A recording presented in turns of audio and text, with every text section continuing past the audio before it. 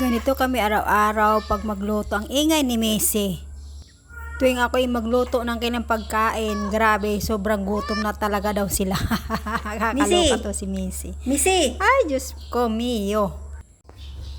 Bakit nandyan kayo sa ibabaw ng kalan ko, ha? Bakit nag-ikot-ikot pa talaga kayo dyan? Alam ko naman gutom na kayo, so maghintay kayo, ha? Malis na kayo dyan, Mira, Missy. Tom, alis na kayo dyan, nakakaloka kayo, ha? Ngayon, nakahanda na aking pagkain sa kanila. Masyadong hyper aking pakainin, eh. Ngayon, 3 na silang kumakain, nawala si Mala. Saan kaya naggala yung isa? Ngayon, magpakabusog kayo, ha? Tapos, tirhan nyo si Mala. Huwag nyo ubusin.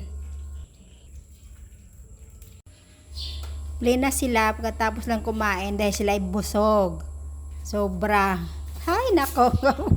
Kaloka tong mga pusa na ere. Ito aking live kasama ang mga kuting, mga pusa, mga cat, mga alaga.